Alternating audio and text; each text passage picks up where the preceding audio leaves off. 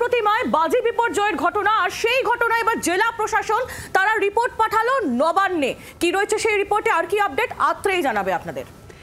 এই রিপোর্টে যে তথ্য উঠে এসেছে, 2023 সালে অনুমতি চাওয়া হয়েছিল, কিন্তু অনুমতি পুলিশ দেয়নি সেটা লেখা হয়েছে। বেআইনিভাবেই চলছিল বাজি তৈরি। নবান্নে এই রিপোর্ট পাঠিয়েছে জেলা প্রশাসন। খবর সূত্রে নবান্ন রিপোর্ট পাঠাতে বলেছিল জেলা প্রশাসনকে, আর রিপোর্ট পাঠানো হয়েছে।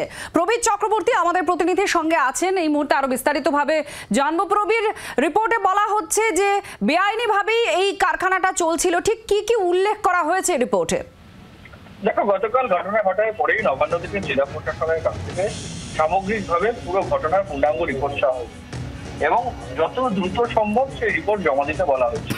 যেটা জানা যাচ্ছে, নবান্ন সূত্রে যে জেলা প্রশাসন তরফ থেকে একটি রিপোর্ট এখন প্রাথমিকভাবে জমা পড়েছে নবান্ন।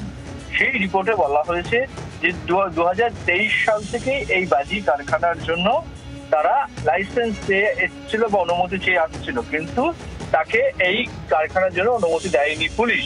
এবং স্বাভাবিকভাবেই সেই সময় থেকে একটা যেটা বলা হচ্ছে যে বেআইনি ভাবেই কিন্তু এই বাজি কারখানাটা চলছিল এবং মজুদ রাখার কাজ চলছিল।